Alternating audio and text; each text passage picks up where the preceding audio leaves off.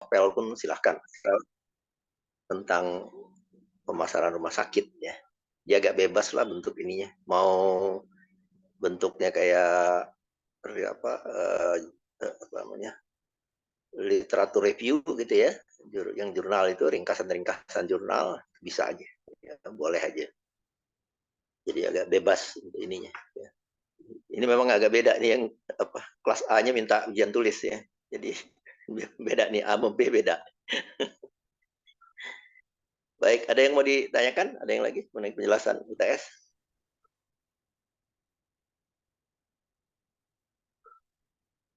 Baik, kalau nggak ada saya masuk ke materi ini hari ini.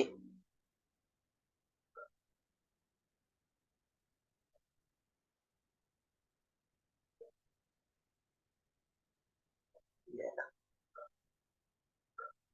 Baik, saya masuk ke judul untuk hari ini ya. Di sesi pertama ini judulnya adalah pemasaran strategik ya, atau penyusunan strategi pemasaran gitu ya.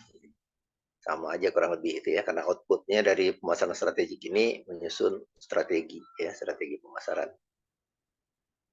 Nah, kita lihat latar belakang dulu ya. Jadi latar belakang kenapa dibutuhkan strategi pemasaran ya, lebih meningkat ya kebutuhannya. Yang utama karena pengaruh globalisasi ya, globalisasi dengan perkembangan teknologi, teknologi digital, komunikasi, transportasi semua ya, sehingga menjadi dunia tanpa batas tuh ya, borderless apa apa namanya, dunia jadi borderless world ya, dunia tanpa batas menjadi dekat ya, jarak menjadi dekat karena adanya kemajuan teknologi tadi ya. Dan itu secara langsung berpengaruh kepada paling tidak ada 5 ini ya, 5 komponen ini ya. Customer terpengaruh ya, menjadi lebih aware ya, lebih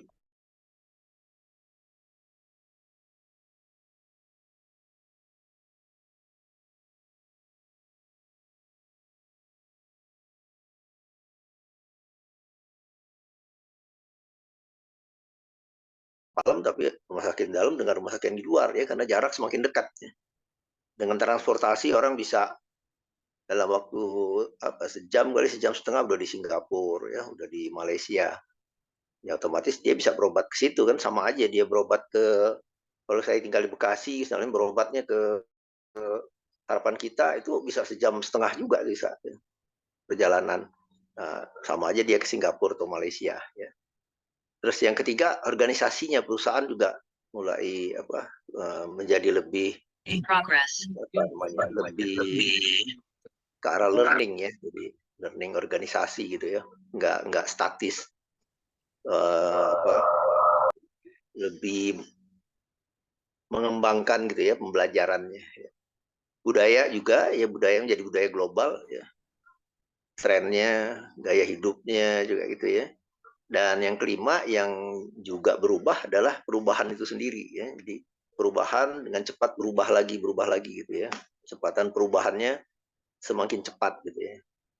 Nah, 5 faktor tadi itu akan berpengaruh pada strategi pelayanan rumah sakit yang dibuat ya, secara praktis dia menjadi 3 hal ya. Jadi artinya membentuk nilai-nilai customer yang berubah ya, menjadi lebih paham, lebih sensitif dan seterusnya ya.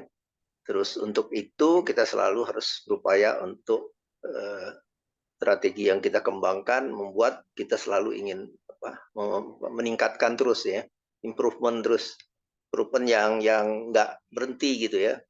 Jadi setiap saat improve gitu ya. Dari yang paling kecil misalnya masalah proses aja SOP terus sampai yang lebih besar mengenai strategi ya. Yang berikutnya juga organisasi tadi berubah juga ya.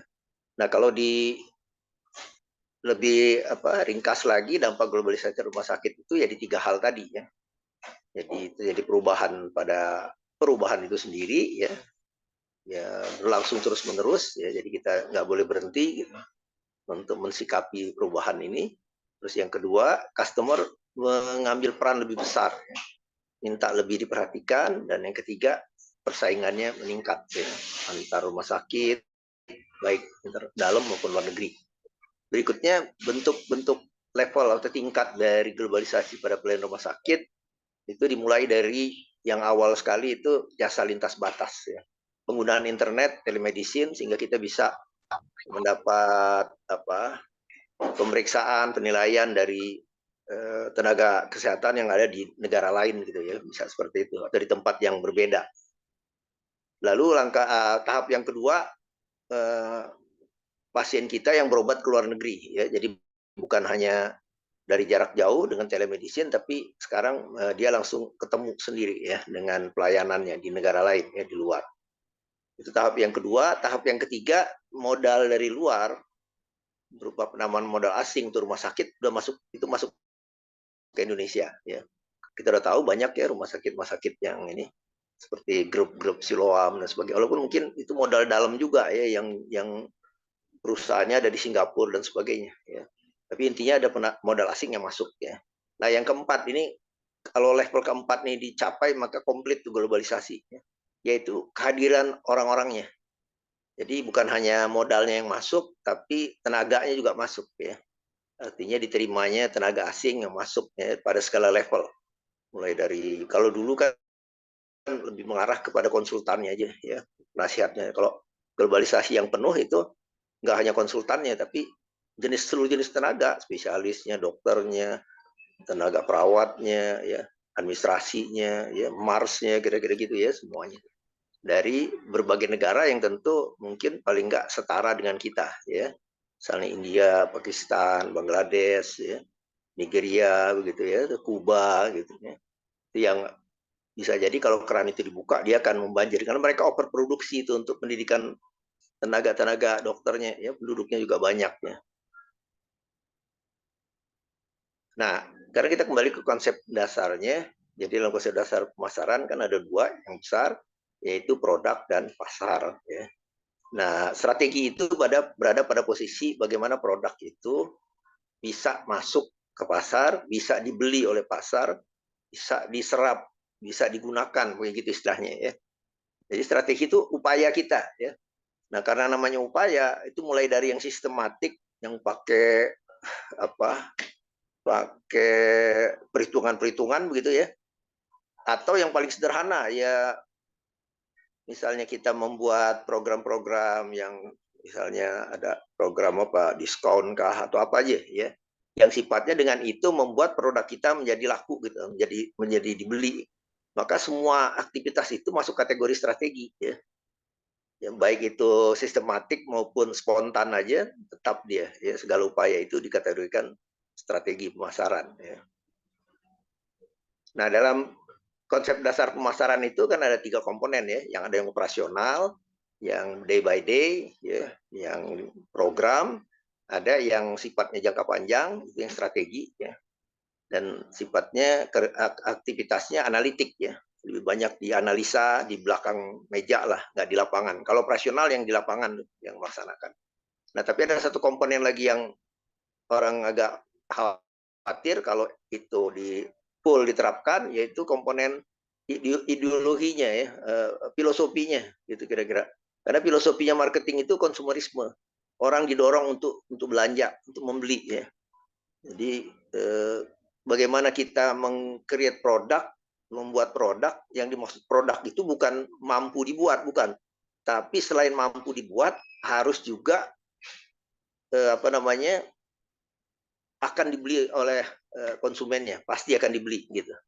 Sama kayak kita bikin nasi goreng, bukan hanya sekedar bisa bikin nasi goreng, tapi yang dimaksud produk itu bikin nasi goreng yang kalau ditawarkan ke orang, orang mau beli gitu. Ya. Jadi bukan hanya mampu bikin nasi goreng ya enggak, tapi nasi goreng yang kualitasnya akan dibeli orang gitu.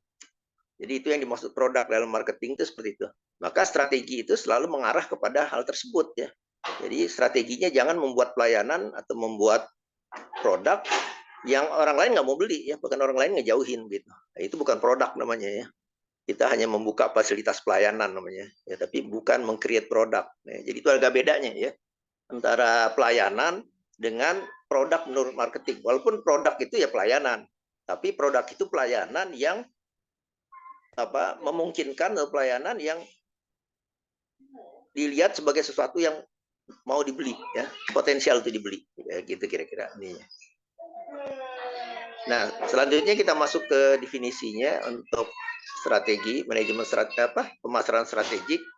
Ada dari disiplin ilmu pemasaran, dari disiplin manajemen strategik, dari ekonomi juga, ya. Kalau kita baca tiga-tiganya itu kurang lebih mengarah kepada bahwa yang namanya strategi itu bagaimana kita menganalisis internal, menganalisis eksternal, lalu matching dua-duanya dengan tujuan. Hasil dari matching tadi keluarlah alternatif strategi, ya, alternatif strategi. Nah, dari alternatif strategi itu kita akan pilih yang paling tepat, ya, bisa satu atau dua strategi yang kita pilih. Nah, kebutuhan terhadap strategi marketing luas, ya, karena apa? Karena terjadinya persaingan tadi, ya.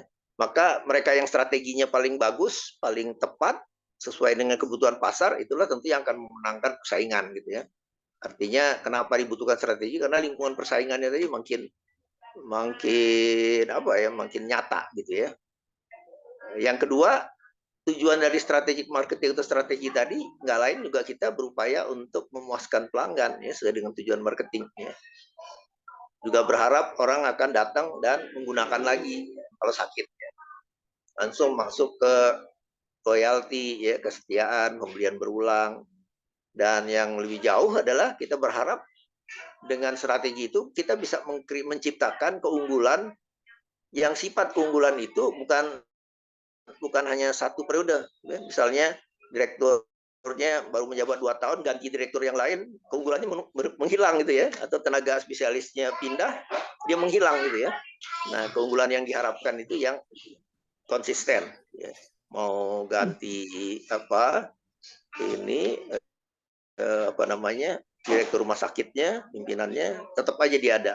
Tenaganya pensiun, ada penggantinya, dan seterusnya. Nah, antara strategik dengan operasional tadi sudah, ya, ini diperjelas saja. Kalau yang operasional itu lebih ke arah program, lebih ke arah implementasi, gitu, ya. Jangka waktunya juga pendek, ya. Kalau yang strategik lebih ke arah analisis, ya, lebih ke arah analisis, lebih ke arah melihat sesuatu yang jangka panjang, ya. Karena strategi itu harus berlaku cukup lama, ya. Dan kalau dia yang sifatnya lebih pendek, ya turun tuh strategi jadi taktik jadi program. Jadi kalau program memang bisa lebih ini, ya. Supaya saya bisa pilih itu? Oke, nah dalam kerangka konsepnya pemasaran strategik itu tadi, ya, dari definisinya kita bisa tahu kita akan melakukan analisis eksternal dari luar, analisis internal, dan dikombinasi dengan visi misi, maka akan muncullah, ya, alternatif strategi. Setelah itu dikaitkan dengan objektif, ya, dengan tujuan. Alternatif strategi nanti dipilih, setelah dipilih muncullah strategi terpilih, baru diuraikan menjadi tahap implementasi atau operasional marketingnya, ya. Ya, ini urut-urutannya, ya, analisis situasi, kita menganalisis kondisi existing yang ada sekarang, lalu menetapkan tujuan, lalu mempromosikan strategi, ya. Nah, kerangka kerja formulasinya untuk mempromosi strategi tadi ada 3 tahap juga, ya. Ini menurut Duncan tadi, ya, David dan Duncan, ya, dalam manajemen strategik, ya. Ada 3 tahap, ya. Ada tahap input, di mana di sini kita merumuskan SWOT-nya, ya, analisis SWOT-nya dalam bentuk matriks eksternal maupun internal, lalu membuat juga matriks profil persaingan yang ada, ya, kompetitifnya. Nah, setelah itu data-data tadi, matriks-matriks tadi masuk ke matching, ya, tahap untuk mematch, ya. Nah, atau tahap analisis, maka akan digunakan banyak matriks, ya. Ini ada 5 kurang lebih yang umum digunakan, tapi ada juga tambahannya, misalnya balance scorecard, ya, itu bisa juga, ya. Ada lagi strategi laut biru, laut merah, gitu, ya, itu ada bukunya juga, itu bisa, ya. Nah, setelah dilakukan analisis, itu dapat nanti pilihan strategi yang banyak, ya, banyak sekali. Hasil daripada matriks tadi akan muncul banyak pilihan strategi. Karena terlalu banyak mungkin agak repot ya. Harus kita pilih salah satu atau dua untuk jadi strategi terpilih. Dan itulah yang akan dijadikan acuan kegiatan marketing dalam jangka panjang. Ya. Ya, ini satu contoh dari disiplin ilmu ekonomi, nggak berbeda jauh ya, hanya istilah eksternal internalnya itu dirubah sedikit ya. Nah, ini yang kita gunakan, kerangka konsep yang kita gunakan, yaitu kerangka konsep Duncan dalam manajemen strategik ya. Ini kita lihat bahwa penyusunan strategi itu pada tahap formulasi strategi ya. Harus formulasikan, baru implementasi, baru evaluasi ya. Jadi yang akan jadi fokus kita adalah bagaimana menyusun strategi itu, ya, menetapkan strategi yang menjadi pilihan. Ya. Nah, istilah strategi tentu kita ketahui secara umum ya, jadi cara mencapai tujuan, ya, atau istilah yang lain adalah dalam bahasa Latin ya, tentu ada pengertian tersendiri. Tapi di dalamnya itu selalu akan dimaksudkan strategi itu apa yang kita lakukan untuk organisasinya ya, terus kemana ya arahnya ya. Dan biasanya kita selalu memulai strategi marketing itu dengan strategic thinking ya. Jadi pemikiran strategik. Dasar dari pemasaran strategik adalah strategic thinking, pemikiran strategik. Strategik itu 3 hal ya. Di mana kita sekarang, analisis situasi, mau kemana, tujuan marketingnya, bagaimana cara mencapainya, itu strategi ya. Jadi 3 hal. Berpikir strategik itu artinya berpikir 3 hal tadi ya. Posisi kita di mana, existing, database, ya, mau kemana tujuannya, itu objektif ya, sasaran dan sebagainya. Cara kita mencapainya itulah strategi ya.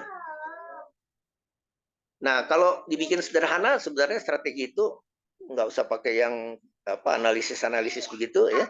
Cukup kita berpikir bahwa kalau kita bisa berupaya memenuhi kebutuhan pelanggan kita, customer kita, konsumen kita, lebih baik dari apa yang dilakukan oleh kompetitor kita yang lain, udah itulah strategi udah ya.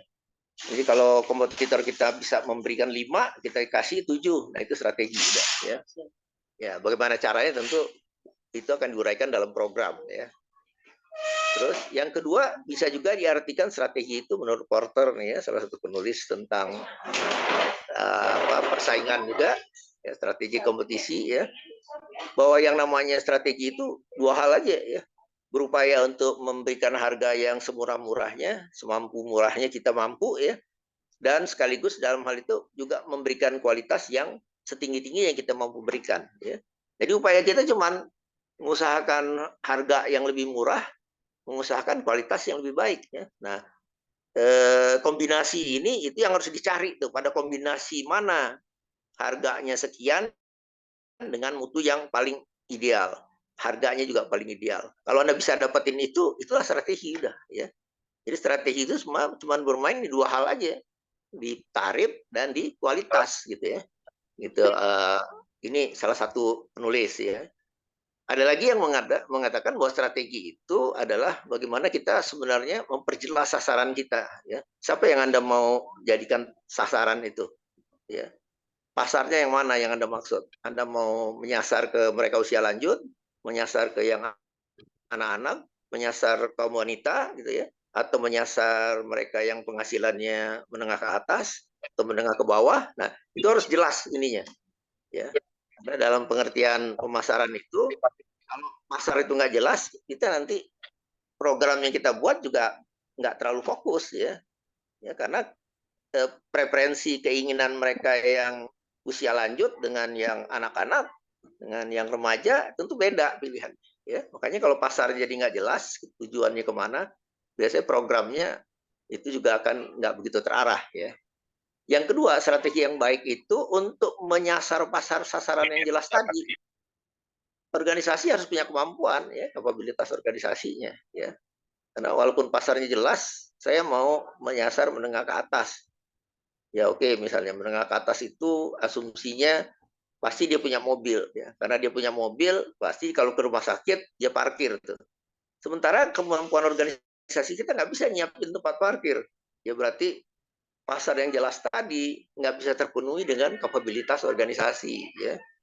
Nah, strategi yang baik tentu pasarnya jelas, kapabilitas organisasinya dan kebutuhan pasar yang jelas tadi cocok ya. Sebagian besar cocok ya, mungkin ada juga yang nggak cocok sekian persen, tapi sebagian besar harus cocok ya. Nah, setelah itu cocok, maka strategi yang baik harus bisa bisa menciptakan yang disebut keunggulan ya, keunggulan kita, tapi selalu patokannya melihat pesaing.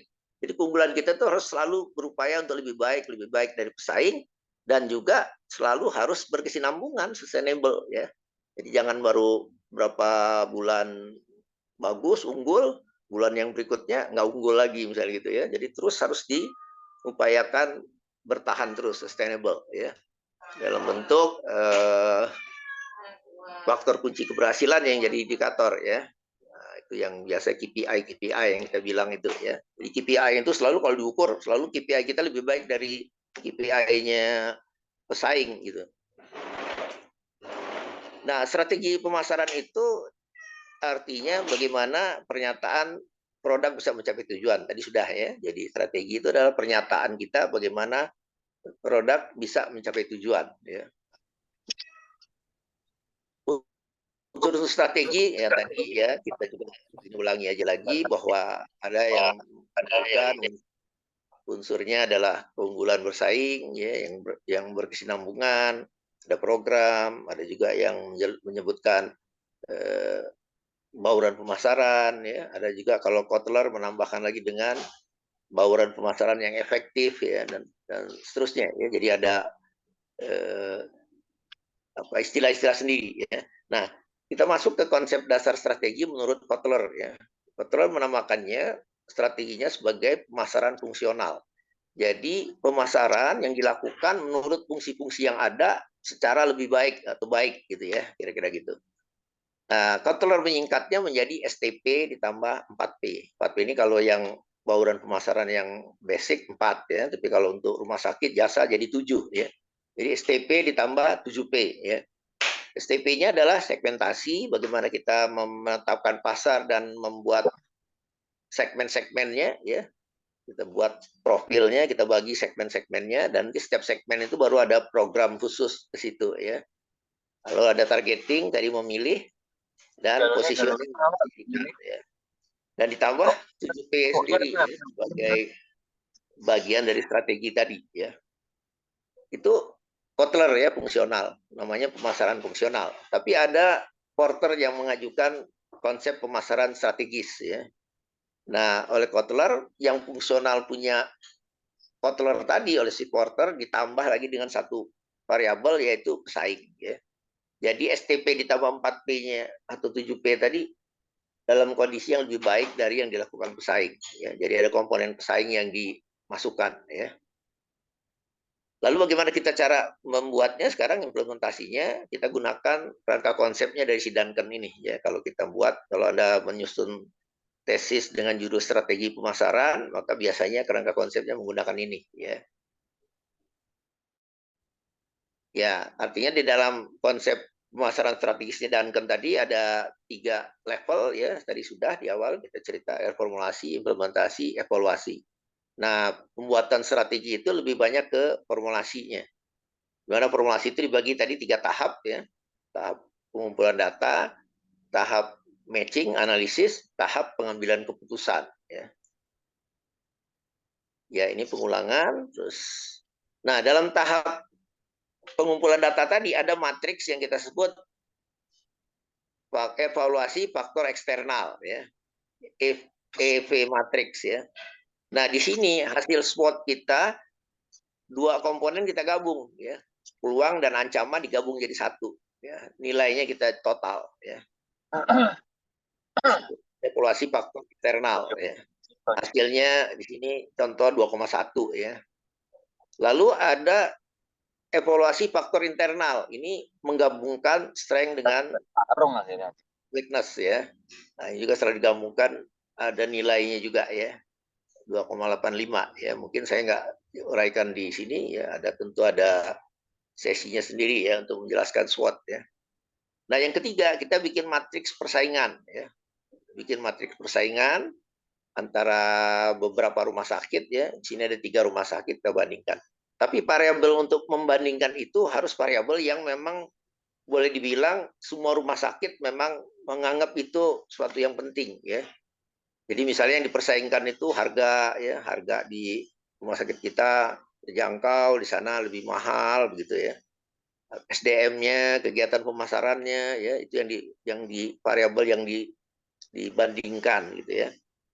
Tapi jangan yang di rumah sakit lain nggak digunakan, hanya kita aja yang pakai ya. Misalnya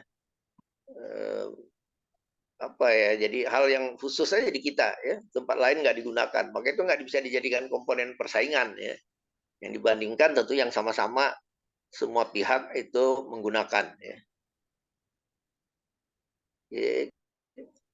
Nah, ini tahap yang berikutnya, 3 matriks tadi dimasukkan, data-datanya diambil, dipindahkan ke tahap analisis.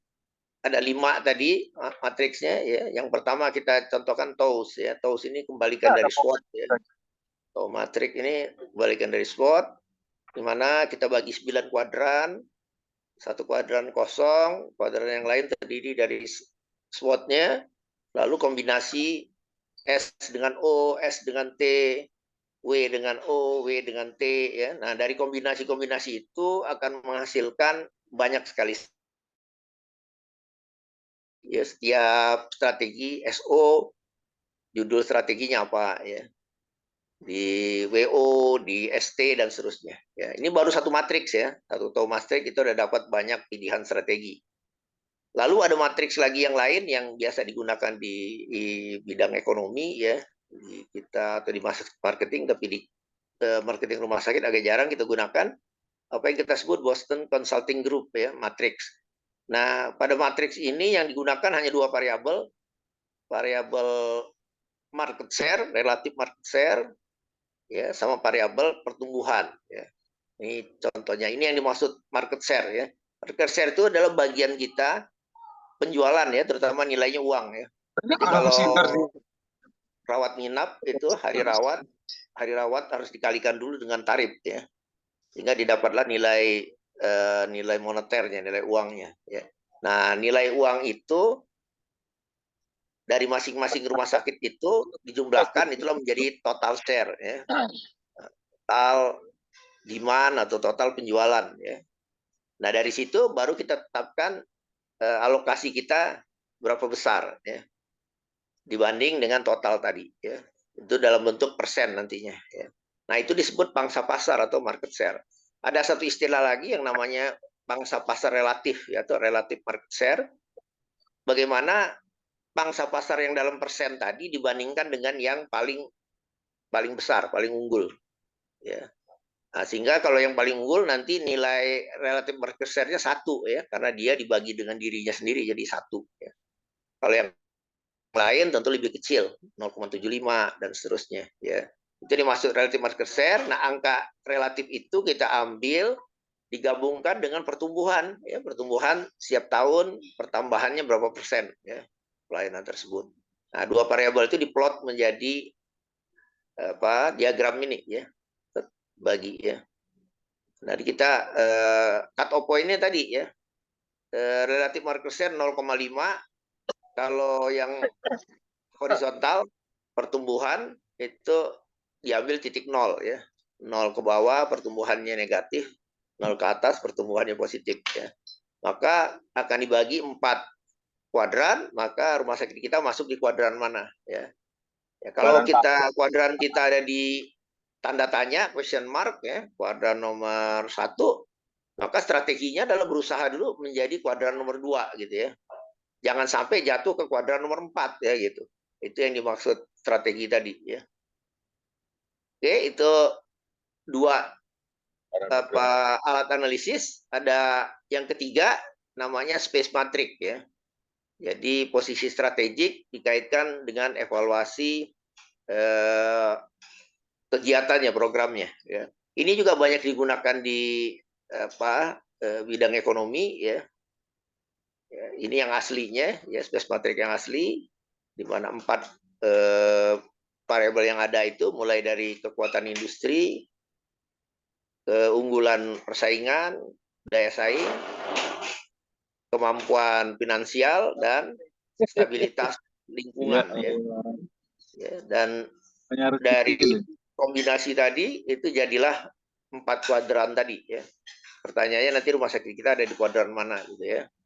Nah, modifikasi dari space matrix ini ada modifikasinya. Ya, kita akan membuat space matrix yang dikaitkan dengan SWOT ya. Sehingga strength dan weakness pada horizontal, peluang dan ancaman pada vertikal ya. Untuk mendapatkan nilainya, strength-nya dengan weakness dijumlahkan.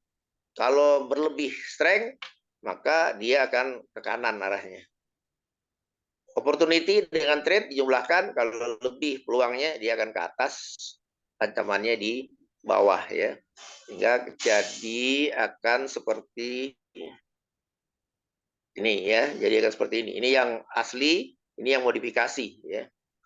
Jadi dalam matriks yang modifikasi ini, strength-nya itu dikurangi dengan weakness plus 1 ya. Jadi kelebihan 1, mungkin strength-nya nilainya 3, weakness-nya nilainya 2 ya. Jadi kalau dijumlahin masih ada lebih 1. Antara opportunity dengan threat dijumlahkan ternyata lebihnya banyak, 5 gitu ya. Nah, maka dia akan jadi apa? Koordinatnya itu panahnya akan meruncing ke atas ya. Ya tentu nanti kombinasinya banyak ya kemungkinannya. Yang jelas bahwa rumah sakit ini pada posisi strategik ya. Pada posisi agresif. Artinya rumah sakit ini punya strength yang bagus, walaupun nggak terlalu besar, tapi peluangnya banyak banget ya. Nah ini apa artinya? Kita punya tenaganya nggak terlalu banyak, tapi peluang yang mau ini kan banyak banget ya. Jadi banyak kehilangan tuh ya. Banyak yang nggak bisa digarap ya. Nah, yang keempat ada matriks IE namanya. Nah, ini juga sering digunakan ya. Hasil tadi yang di level 1 tadi 2,8 dengan 2,1 ya. Maka dia akan tinggal diplotkan di matriks ini. Ini yang biasa sering digunakan pada penyusunan tesis strategi pemasaran ya. Mereka yang rumah sakit yang masuk di kuadran 1, 2, dan 4 itu kuadran yang bertumbuh ya, berkembang. Kalau kuadrannya 3, 5, dan 7 itu kuadrannya bertahan ya.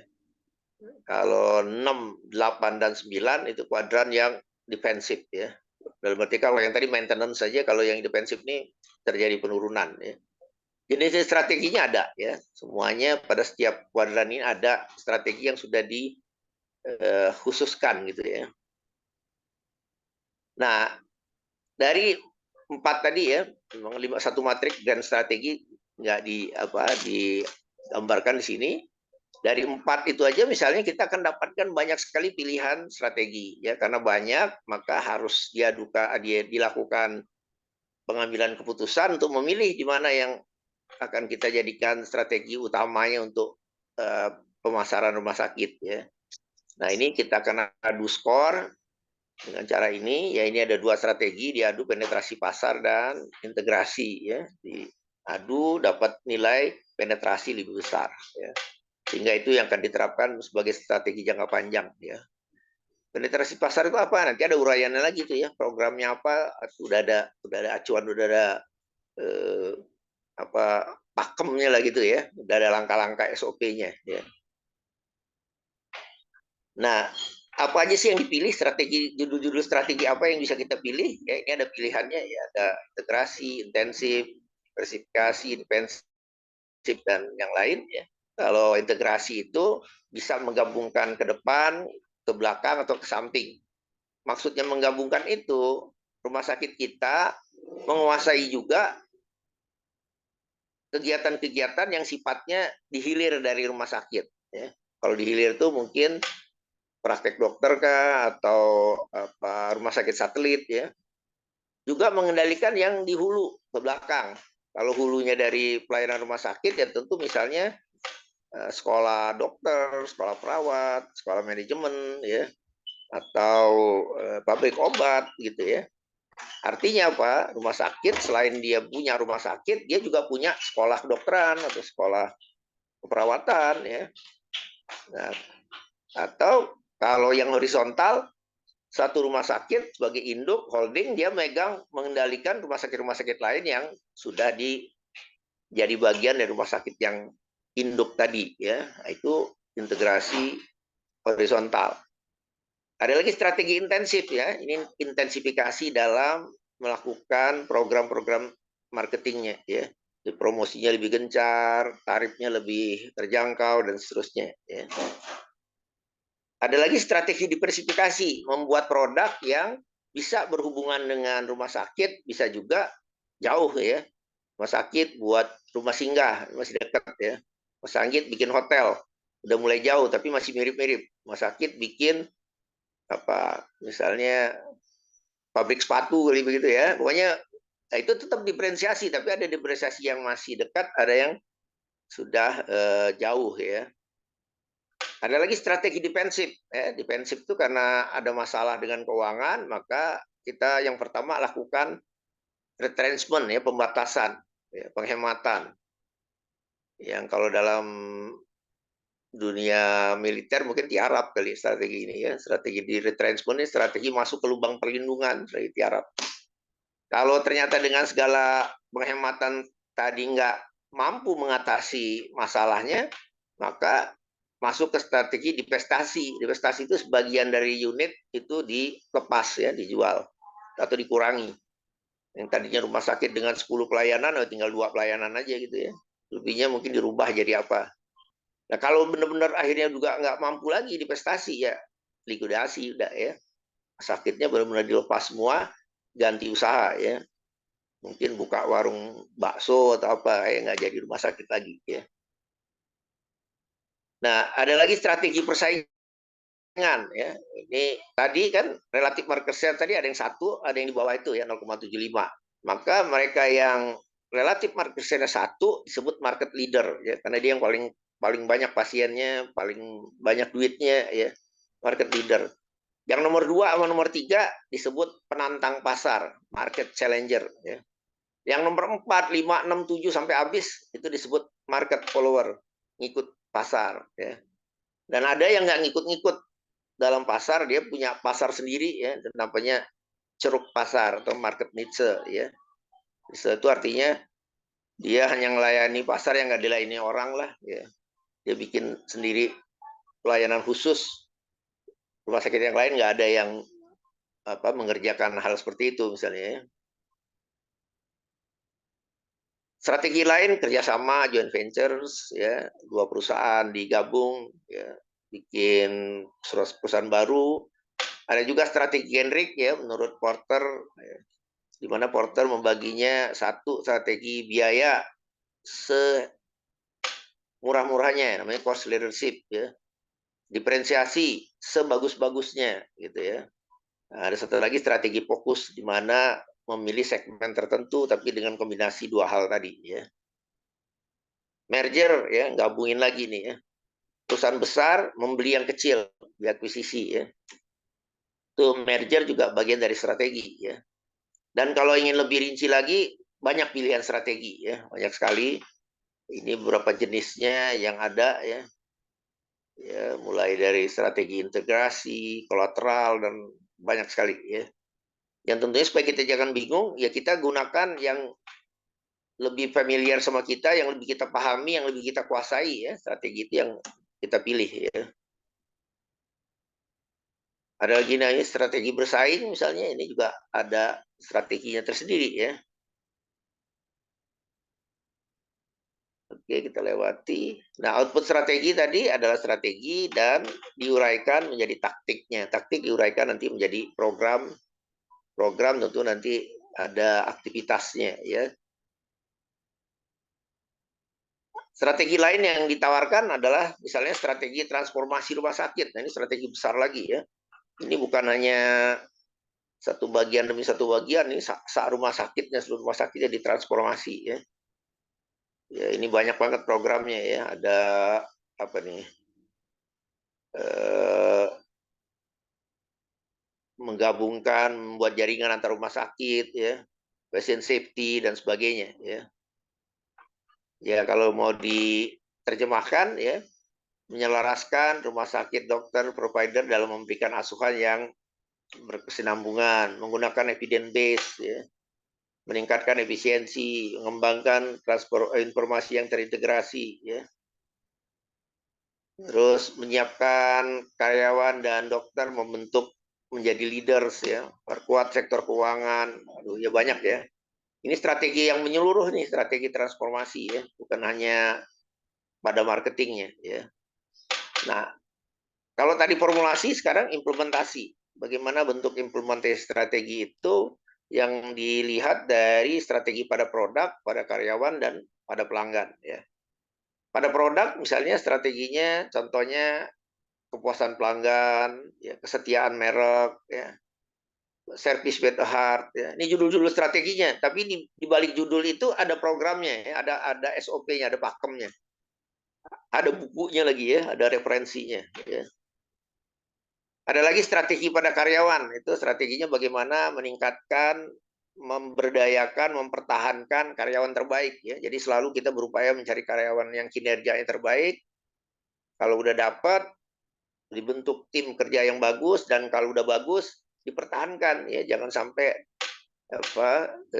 ada yang ngebajak gitu, mungkin ada yang ngambil atau tidak tergantikan, ya. Jadi siklusnya seperti itu. Ada lagi strategi pada level customer, ya, misalnya dengan cara customer relasi, customer retensi, ya, atau juga menghitung, menganalisis demand atau permintaannya, ya. Nah, tahap yang ketiga dari manajemen strategik adalah mengevaluasi strategi, ya, misalnya dengan audit strategi, ya. Audit strategi paling lambat per tahun, ya, dilakukan supaya kita masih melihat apakah setelah diaudit nanti strategi kita nih masih on the track atau enggak, ya, atau udah belok kiri atau belok ke kanan, ya.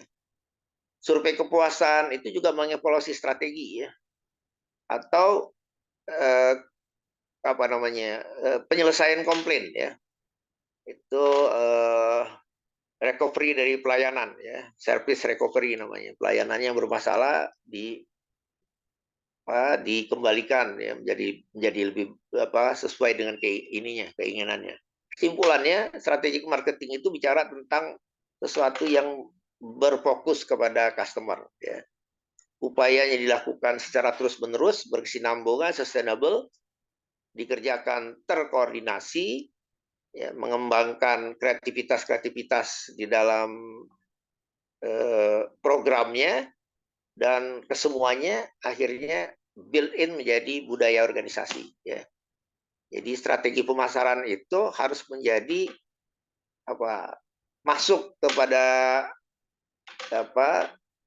pemahamannya dari SDM, ya, menjadi budaya organisasinya, ya. Contohnya customer focus, ya, semua staf yang ada di rumah sakit selalu berpikir untuk mengarah kepada kepentingan customer, ya. Jadi budaya organisasi. Oke, ini tambahan aja. Kalau kita nggak jelas mau kemana, maka akan terbawa angin untuk terbang kemana-mana, ya. Baik, saya rasa itu untuk sesi pertama. Sambil menunggu beberapa menit untuk sholat maghrib, ya, kita istirahat. Nanti kita mulai lagi 18.10. Ada mungkin yang ingin disampaikan sampai azan? Silakan, kaitannya mungkin dengan UTS atau dengan sesi yang baru selesai. Mungkin 5 menit, ya. Analisis peluang pasar. Analisis peluang pasar. Kita masuk ke konsep pertama, seperti konsep dasar, ya. Jadi ini lawannya itu kebalikannya dari strategi marketing, ya. Kalau strategi itu adalah bagaimana produk masuk ke pasar, ya, diserap oleh pasar, dimanfaatkan oleh pasar. Sedangkan peluang pasar ini bagaimana pasar itu dianalisis, dinilai, diramalkan, dilihat potensinya, dan dari peluang-peluang yang ada tadi akan dikembangkan menjadi produk atau layanan rumah sakit, ya. Maka aktivitas dalam rangka menemukan dan terus mengembangkan produk tadi kita sebut sebagai analisis peluang pasar, ya. sebelum analisis peluang pasar, maka pasarnya dulu ya. Jadi analisis pasar itu adalah bagaimana kita memahami, ya, mengerti, mengukur, meramalkan segala potensi yang ada di dalam segmen pasar yang ada, ya, di berbagai segmen pasar, baik berkaitan dengan umur, dengan demografi, geografi, ya itu kita nilai, ya, kita ukur, nah itu disebut analisis pasar, ya. Terus ada istilah peluang di situ, ya, peluang atau opportunity. Peluang itu adalah segala faktor atau need, ya, faktor situasi atau need yang hal tersebut bisa mempermudah atau mempercepat kita mencapai tujuan, ya. Jadi peluang itu adalah segala sesuatu yang membuat organisasi menjadi lebih cepat mencapai tujuannya. Ya tentunya ini masuk tujuan pemasaran di sini, ya. Nah, peluang itu cukup banyak, ya, yang bisa dijadikan peluang, tapi tidak semuanya akan kita ambil, ya, akan kita lakukan action terhadapnya.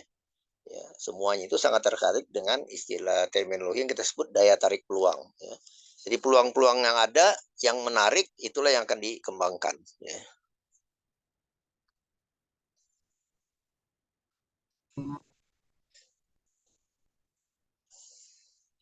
Nah, yang disebut daya tarik peluang itu apa sih yang menarik? Nah, yang menjadi daya tarik suatu peluang adalah bila peluang yang ada itu cocok betul dengan tujuan marketing kita dan cocok dengan kapabilitas kita atau resources kita, ya.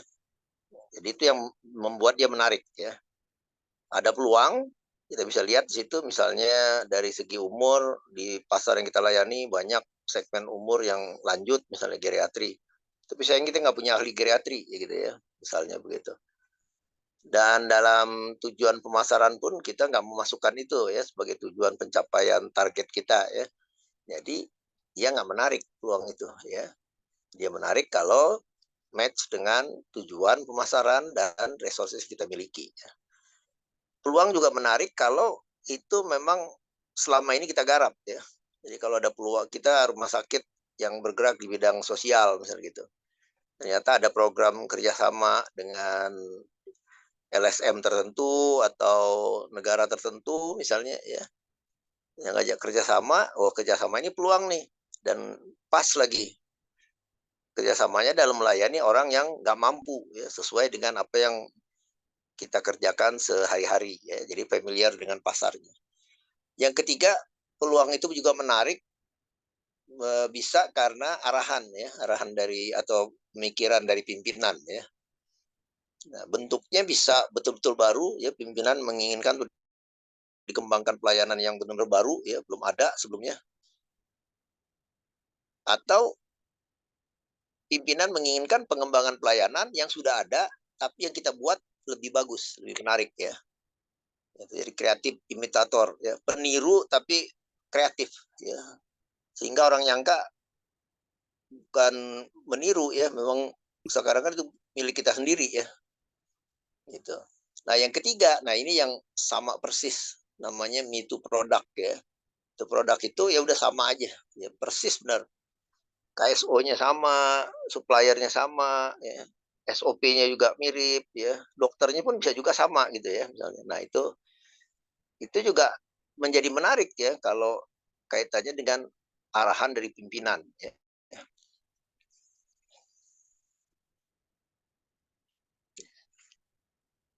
Loh,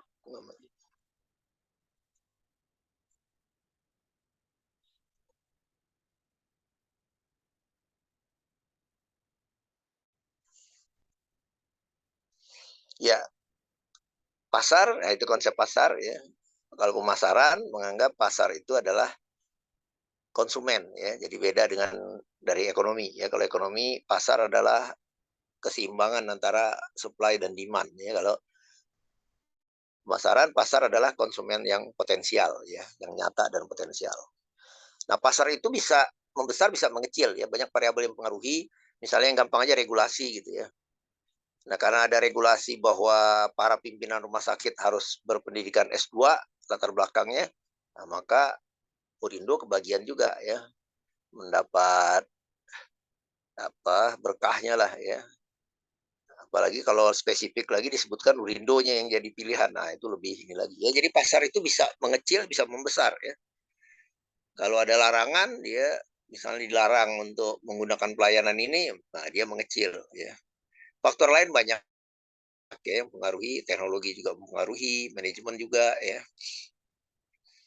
Lalu Kotler merumuskan tuh ya beberapa istilah tentang pasar yang nantinya akan digunakan untuk mengukur ya besaran dari pasar itu ya. Pertama, apa yang disebut pasar? Sebuah pasar itu selalu dikaitkan dengan, jadi pasar itu konsumen potensial dan real. Tapi selalu dikaitkan konsumen real dan potensial tadi dikaitkan dengan produk ya. Jadi kan disebut pasar itu mesti pasar terhadap produk ya. Pasar rawat inap ya, VIP, rawat inap kelas 1, pasar rawat jalan anak, rawat jalan. Jadi spesifik menyebutkan pasar itu yang harus dikaitkan dengan pelayanannya apa ya. Lalu konsumen juga terdiri dari beberapa level ya jenisnya. Misalnya konsumen dibagi atas level yang terendah, suspek ya, diduga dia bakal menggunakan pelayanan rumah sakit tapi belum ya. Kenapa diduga? Karena lokasi rumahnya tinggalnya dekat, nggak jauh dari rumah sakit, jadi suspek ya. Kalau si suspek ini udah nanya-nanya gitu ya, udah mulai pengen tahu, cari informasi, maka levelnya naik jadi prospek ya. Nah, kalau prospek, marketing wajib untuk menggarapnya sampai dia jadi user ya, sampai dia menggunakan. Kalau 1 kali user, kalau 2 kali itu menjadi customer, pelanggan ya. Kalau 2 kali atau pelanggan yang merekomendasikan pelayanan rumah sakit atau mengadvokasi, maka dia kategorinya jadi klien ya. Nah, baik, Kotron membaginya beberapa konsep pasar tadi ya. Ini ditetapkan setelah kita melakukan survei ya. Kita survei, kita mau mengembangkan pelayanan asma misalnya gitu ya, klinik asma. Maka kita akan tanya ke pasien asma, mau nggak dia menggunakan pelayanan klinik tersebut ya. Nah, waktu kita survei, kita tanya, dan kalau ditanya dan dia mengatakan ya dengan berbagai kalimat ya, bahwa dia tertarik mau menggunakan pelayanan, maka kelompok orang ini kita sebut sebagai pasar potensial ya. Potensial itu dikaitkan dengan minat ya. Kalau dia menyatakan oh saya tertarik tuh ya, yang lain saya nggak tertarik ya. Nah yang tertarik itu persentasenya itu disebut sebagai pasar potensial ya.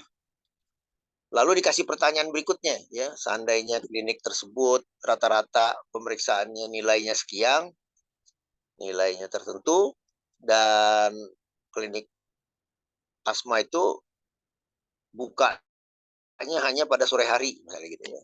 Nah, maka kalau yang berminat tadi ditanya terus dia bilang oke, harganya kayaknya saya masuk tuh ya, terjangkau.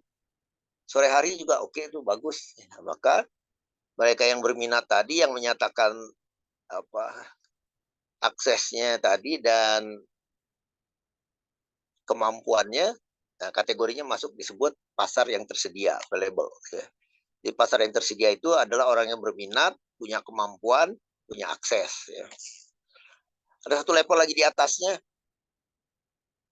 ternyata di dalam pelayanan yang akan diberikan itu ada kualifikasi, ada batasan-batasan. Misalnya kita melayani asma hanya penyakit asma yang pada orang dewasa gitu. Ya otomatis nanti orang yang anak-anak tidak kita layani ya. Atau yang boleh dilayani hanya yang punya kartu BPJS misalnya ya. Nah, jawaban ini menggolongkan kelompok tersebut, orang tersebut menjadi pasar tersedia qualified ya, pasar tersedia yang terbatas. Karena ada syarat tertentu ya. Nah, satu level di atasnya lagi baru yang kita sebut pasar yang dilayani ya. Nah, kalau tadi persyaratannya pada pasiennya, pada customernya, maka serve market itu ditentukan oleh rumah sakitnya ya. apakah akan mengambil peluang itu untuk menjadi pelayanan atau tidak ya. Nah, ini biasanya kita hitung dari hasil rasio survei tadi ya.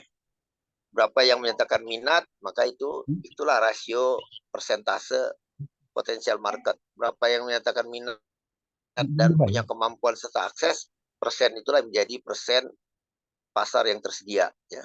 Nah, biasanya dalam penghitungan pasar pada studi kelayakan kita selain ini alternatif ya, ini model rasio ya, model rasio yang diambil dari populasi penelitian, maka yang kita pakai biasanya serve market ya. Nilai serve market itu akan dikalikan dengan tarif, itulah perkiraan kita besaran pasar kita pada tahun yang akan datang ya.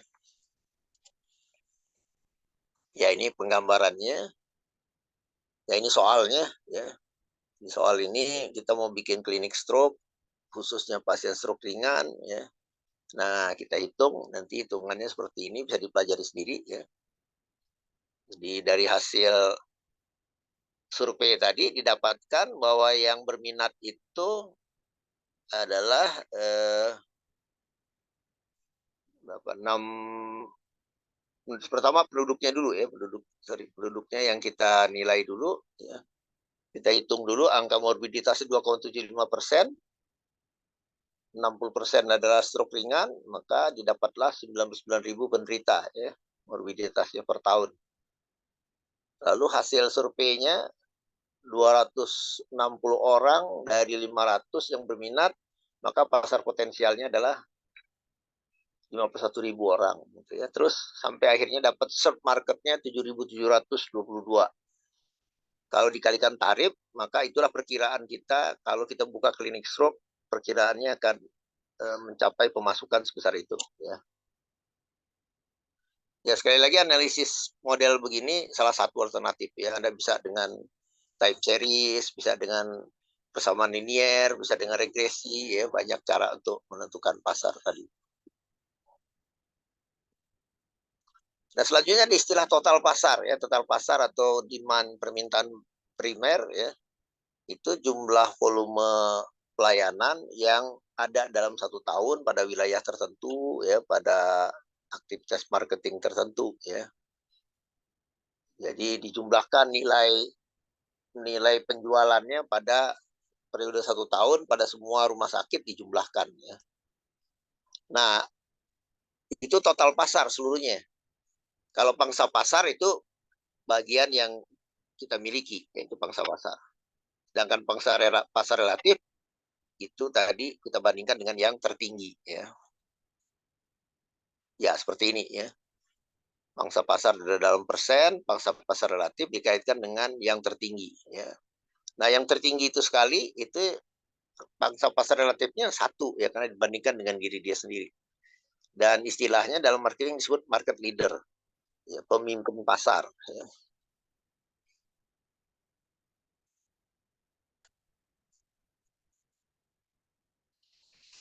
Tujuannya analisis peluang pasar adalah tentu menilai peluang bisnis yang ada pada setiap segmen ya, menilai, diukur, diramalkan ya. Itulah yang kita lakukan ya. Tekniknya ada beberapa, di sini ada 3 dicontohkan. Analisis permintaan, analisis peluang pertumbuhan, dan product life cycle ya, daur hidup produk. Yang pertama analisis demand dulu, analisis permintaan. Maka kalau kita sebut demand terhadap produk atau pelayanan, maka total semua penjualan yang dibeli customer pada area waktu tertentu ya. Jadi kita harus tetapkan dulu areanya ya. Demand produk pada atau total penjualan sales pada wilayah mana gitu ya. Jadi kita harus tetapkan di situ ya. Kalau sudah ditetapkan baru semua penjualan dari masing-masing rumah sakit tadi dijumlah ya, di total. Nah, demand yang primer adalah seluruhnya total jumlahnya ya. Kalau rawat inap, seluruh rawat inap pada seluruh rumah sakit yang ada di area tertentu itu total ya. Atau disebut total permintaan ya. Sedangkan selected demand atau kita sebut juga secondary demand itu adalah pangsa pasar kita ya. Nah, nanti ada istilah lagi upper limit batas atas dari demand pada periode tertentu. Itu yang disebut current market potential ya. Nanti ada istilah, ada ininya lagi.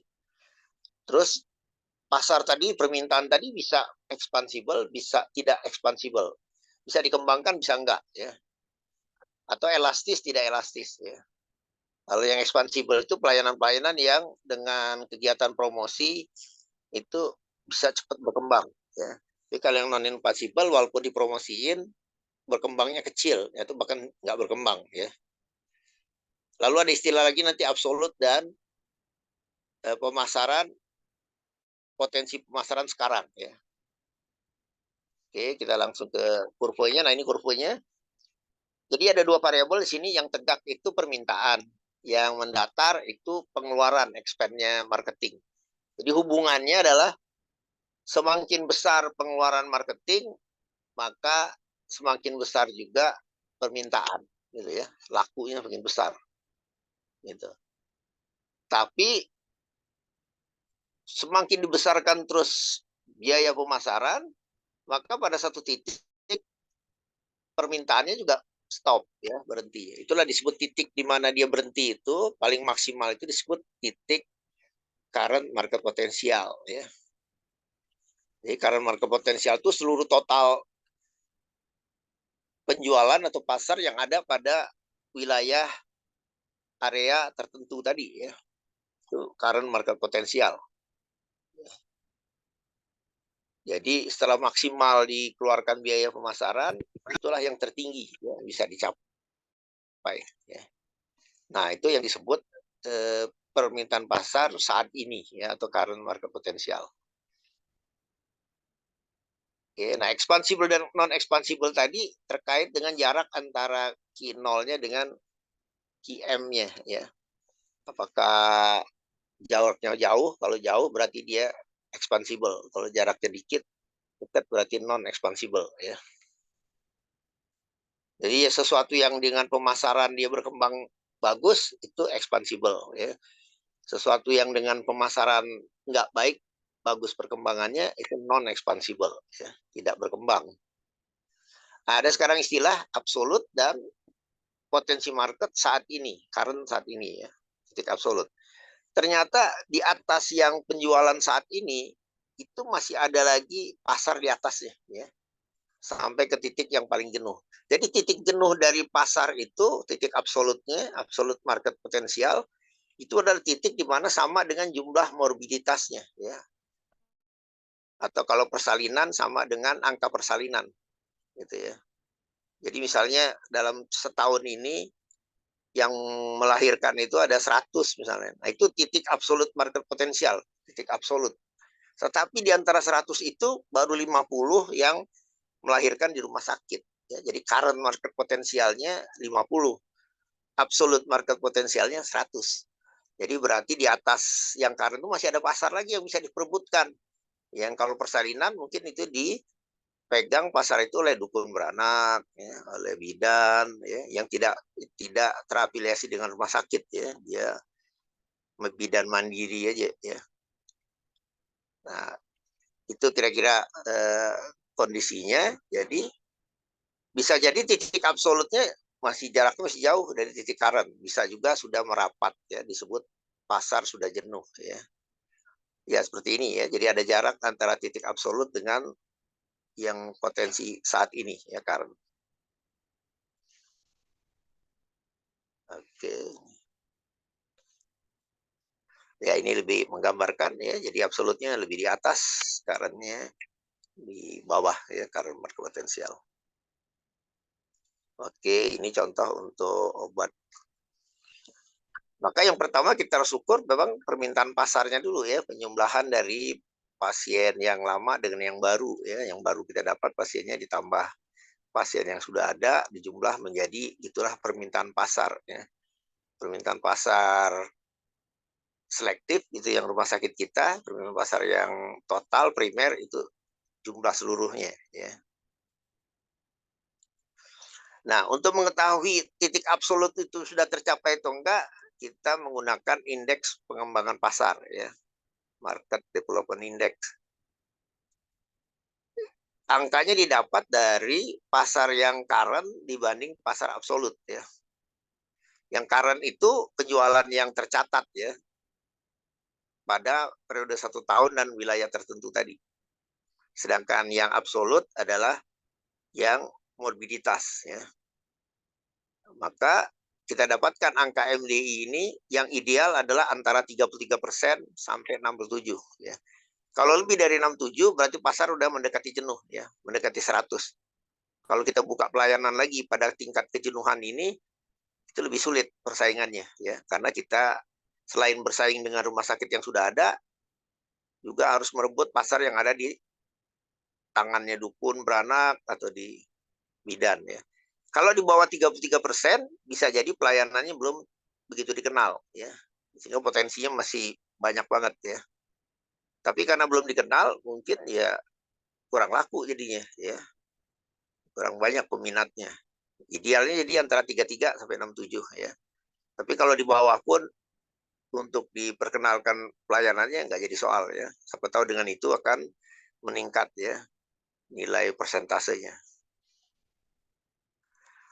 Apa saja yang mempengaruhi permintaan, maka ada faktor yang di luar kendali kita, ada yang di dalam kendali. Ya, kalau yang di luar kendali itu customer nggak bisa kita kendaliin ya. Kalau dia mau pilihannya apa ya terserah customer. Ya, persaingan juga nggak bisa ya.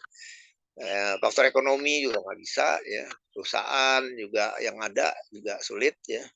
Yang paling mungkin kita kendalikan adalah faktor 7P itu ya. Produknya, price-nya, customer service-nya itu yang bisa kita kendalikan ya. Jadi nggak boleh ada komplain dalam 7P ini yang tidak terselesaikan ya. Karena itu faktor yang bisa dikendalikan. Itu analisis demand sudah satu cara kita untuk melihat demand ya, permintaan. Yang kedua, analisis melihat peluang pertumbuhannya ya. Apakah masih ada gap sampai ke tingkat absolut tadi? Ya ini kelanjutan dari analisis demand tadi ya. Oke, nah ini contohnya ya dalam diagram ini Weber. Tingkat current market potensial, tingkat saat ini, penjualan saat ini, itu gabungan dari penjualannya masing-masing rumah sakit ditambah rumah sakit kita, gitu ya. Jadi kalau ada 7 rumah sakit, termasuk kita, berarti 1 ditambah 6. Nah, gitu ya. Jadi kalau yang 1 tambah 6 itu menjadi current market potensial, semua nilai penjualannya. Tapi terdiri dari 2, penjualan kita dan penjualan rumah sakit pesaing lainnya. Prinsipnya di sini adalah rumah sakit yang punya kita, penjualannya dipertahankan, retensi. Jangan berkurang, jangan hilang, apalagi sampai habis ya. Jadi selalu siap-siap tuh marketingnya ya. Berjaga-jaga, selalu monitor jumlah pasiennya ya, bertambah atau berkurang ya. Nah, selebihnya selebihnya sebagian besar ya, itu adalah punya rumah sakit yang ada. Maka itu disebut selisih, itu gap, itu disebut gap persaingan. Prinsipnya pada gap persaingan harus dipenetrasi. Ya. Jadi posisinya pesaing harus dimasukin. Jadi bukan kita yang berkurang, tapi punya pesaing yang pindah ke kita. Gitu. Maksudnya gitu ya. Nah, kalau itu udah stabil, udah stagnan betul, masih ada nih tempat persaingan, yaitu sampai ke tingkat absolut ya. Benar-benar semuanya sudah dilayani rumah sakit 100% ya. Nah, ada 3 langkah yang kita lakukan ya. Yang pertama kita mengecilkan yang namanya gap utilisasi. Jadi ternyata dalam penggunaan pelayanan, utilisasi, pemanfaatan pelayanan itu ada yang udah memanfaatkan, ada yang belum. Nah, itu masih ada gapnya. Nah, itu kita harus tutup gitu ya. Kalau sudah selesai di situ, maka ada gap juga yang timbul karena distribusinya terbatas. Itu harus diatasi juga ya. Yang ketiga, bisa kita kejar lagi, ternyata ada gap pada pilihan pelayanannya, pilihan produknya ya.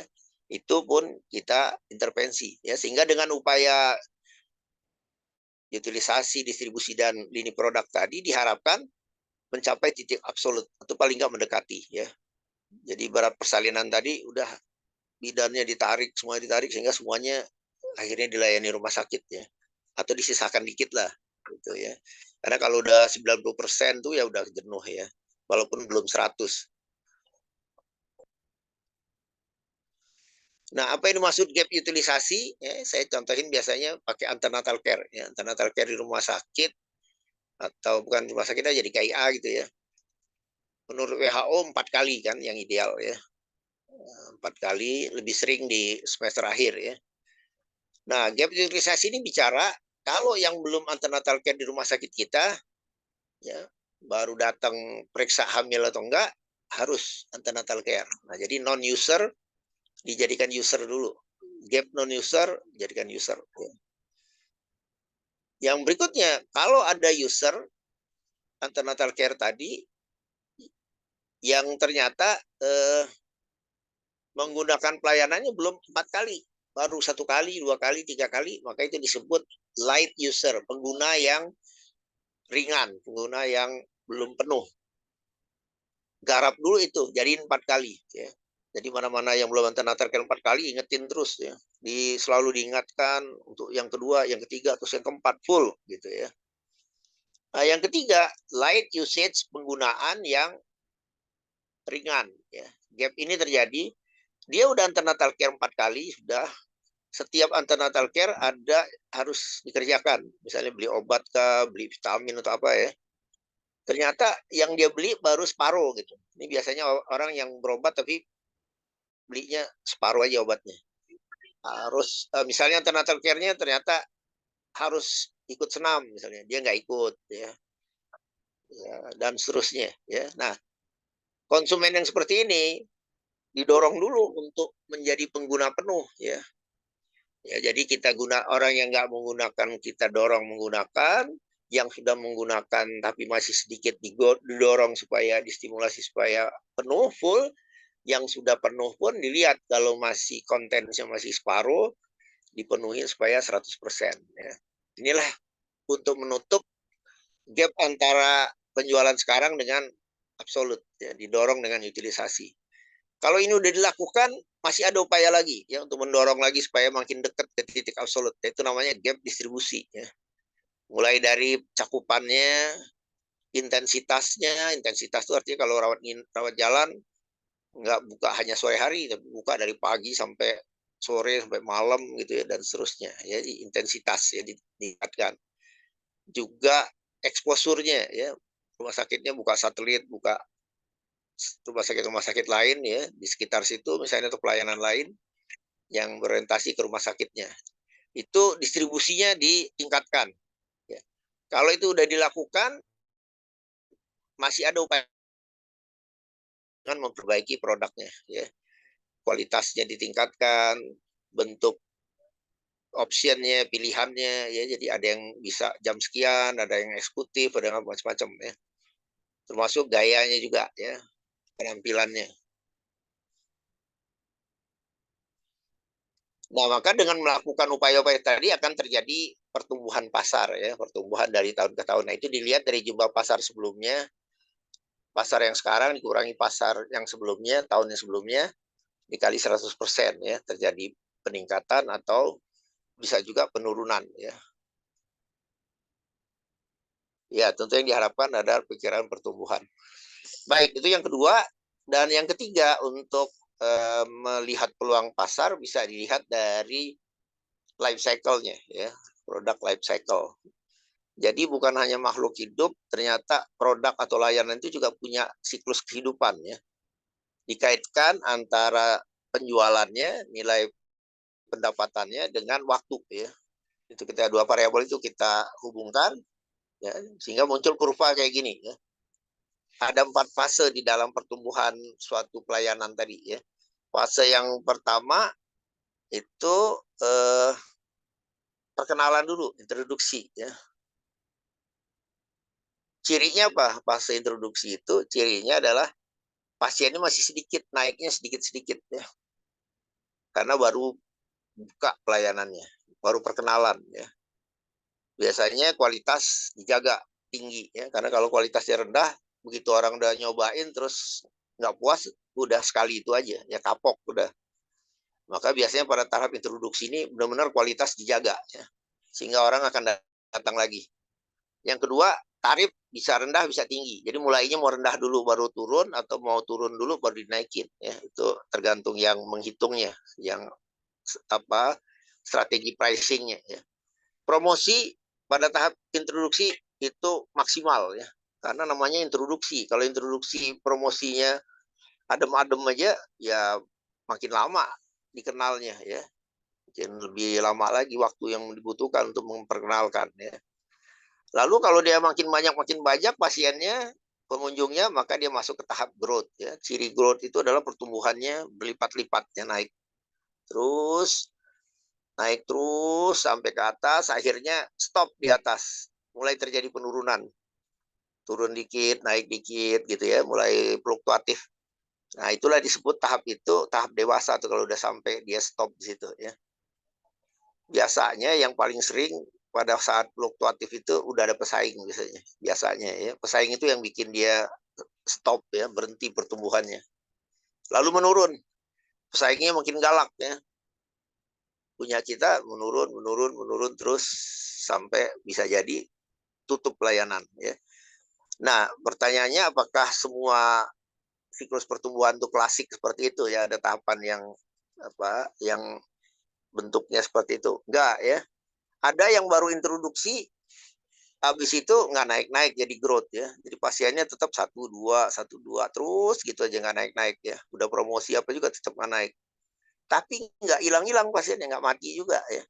Jadi dia tahapnya perkenalan terus ya, perkenalan terus datar aja. Ada juga yang langsung cepat growth-nya. Misalnya pelayanannya digratisin karena pembukaan pelayanan digratisin. Wah itu langsung dari tahap introduksi langsung growth ya, sangat maksimal. Begitu gratisnya hilang, turun lagi. Jadi runcing itunya tuh ya. Kayak paku gitu ini ya. Itu kurvanya. Ada juga yang introduksi growth, turun lagi introduksi, growth lagi gitu ya. Jadi kayak jalanan bergelombang begitu ya. Nah, karena itu setiap produk yang ada di rumah sakit, setiap layanan mesti dipetakan ya dengan daur hidup produk ini. Kalau manual agak repot ya, mesti pakai aplikasinya ya. Kalau nggak salah programnya Minitab gitu ya. Itu bisa bikin siklus ini. Jadi setiap produk rumah sakit, rawat jalan, rawat inap, semuanya baik lab ratusan tuh ya produk di rumah sakit. Nah itu semuanya dibikinin life cycle-nya. Ya. Sehingga kelihatan nanti bentuk-bentuk dari kurvanya ya.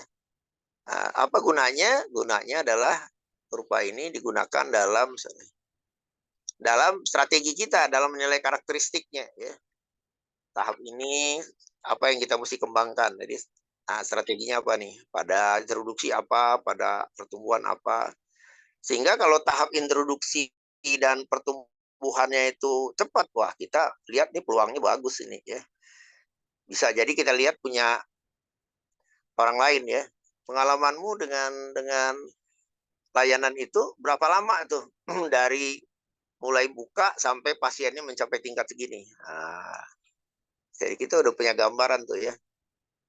Sehingga kita akan bilang pertumbuhan yang begitu bagus tuh ya, peluang yang bagus kalau kita juga membuat pelayanan tersebut ya. Nah, selanjutnya semua peluang-peluang tadi dikumpulin, di listing ya, dibuat list atau daftar ya. Sekarang akan kita lewati aja, akan kita kaitkan dengan mana yang kita pilih ya. Tentu kita berharap dia adalah sesuatu yang jangka panjang nggak bisa ditiru orang ya. Hard to copy. Jadi susah nirunya ya, karena kita punya kemampuan sendiri rumah sakit kita ya. Yang kedua bisa juga keunggulannya ya. Jadi punya kelebihan beberapa keunggulan, atau bisa juga kita menguasai pasar, monopoli terhadap pasar yang terbatas. Pasar tertentu misalnya untuk pasar anak-anak sekolah, nah itu harus berobat ke kita misalnya ya, berarti kita menguasai pasar tertentu. Atau juga ada peluang-peluang lain yang menarik buat kita ya. Nah, itu bisa menjadi terobosan peluang ya. Tapi intinya semua peluang tadi yang ada di list ya, di daftar baru diketemukan dengan produk, market, screening, kriteria ya. Jadi kriteria screening untuk memilih produk atau pasar yang tepat ya. Nah, setelah diseleksi dapatlah peluang-peluang yang sejumlah tertentu, baru setelah itu mana yang menurut kita terbaik, kita bisa kembangkan strateginya ya. Kita kembangkan jadi produk, kita kembangkan strateginya begitu ya. Jadi, tidak semua ya peluang yang di listing tadi menarik ya, nggak semua juga yang menarik itu rumah sakit mau kembangkan ya. Bisa aja mungkin pimpinan nggak suka dengan pelayanan itu. Saya nggak suka. Karena saya ahli jantung, saya senang dengan peluang-peluang yang terkait dengan jantung misalnya. Bisa ya, dia punya pilihan seperti itu. Apa aja yang menjadi kriteria kuantitatif, misalnya return of investment-nya, ya, waktunya lebih pendek. Tingkat penjualannya yang tadi naik terus, bagus ya. Balik modalnya cepat ya. Nah, itu menarik secara kuantitatif. Nanti yang lain kriteria keuangan semua tuh ya. Kalau kualitatif misalnya peluang itu mana yang paling rendah kompetisinya. Ya kalau udah banyak benar kompetisinya lebih rumit ya, lebih susah. Mana yang kira-kira belum banyak yang membuat pelayanan itu. Nah, itu secara kualitatif itu yang membuat skornya menarik ya. Mana yang kita nggak perlu lagi investasi terlalu banyak karena resources kita udah tersedia, ahlinya tersedia, peralatan tersedia. Nah, peluang yang mana yang ini? Nah, itu secara kualitatif itu yang paling kena, itu yang paling cocok. Begitu juga pasarnya kita kenal dan seterusnya ya.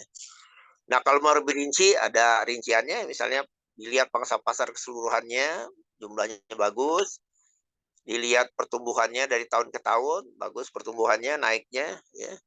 10% lebih mungkin naik. Persaingannya nggak terlalu hebat ya. Kemungkinan mengambil keuntungannya juga cukup besar, misalnya gitu ya.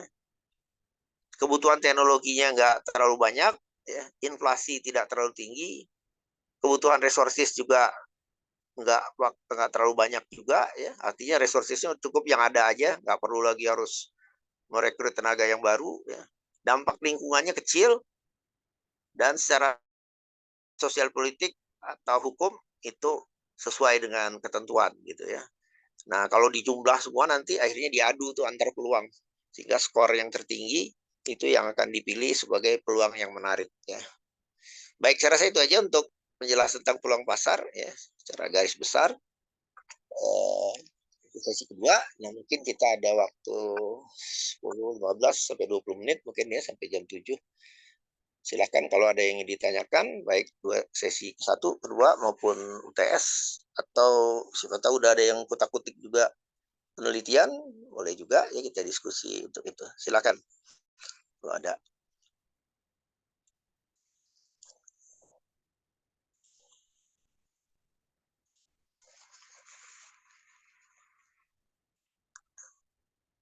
Ya, mungkin saya tambah sedikit penjelasan UTS, karena UTS-nya membuat makalah. Mohon nanti pada paling lambat pada tanggal pertemuan yang keempat, itu sudah bisa dikumpulkan. Ya. Mengumpulkannya, satu diupload di OSS sebagai bukti UTS, satu lagi dikumpulkan pada ketua kelas, dan ketua kelas nanti mengumpulkan semuanya terus dikirim ke saya, ya gabungannya, supaya nggak lupa, jangan sampai ada yang tertinggal gitu ya.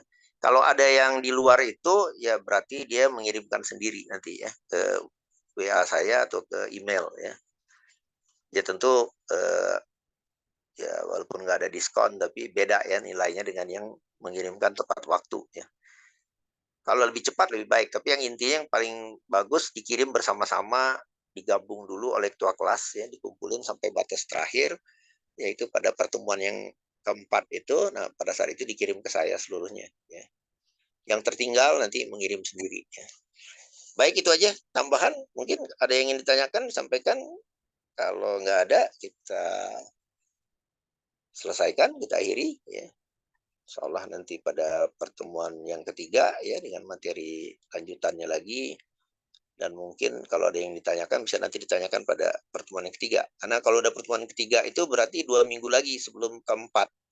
Artinya tinggal 2 minggu untuk, jadi total nih masih ada sebulan nih untuk mengerjakan tugas atau UTS tadi, ya nggak terlalu banyak kok ya, minimal hanya 7 halaman ya, bentuknya bebas aja ya, mau studi kepustakaan, mau bikin makalah bebas, mau bikin bentuk essay apa ya, atau apapun lah yang sifatnya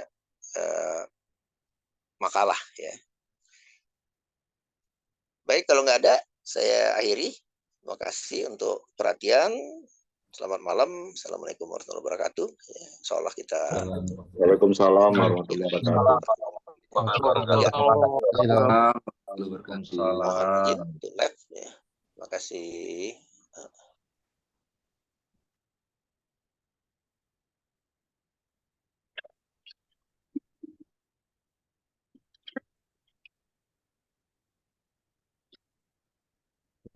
Juga operasi, Bang.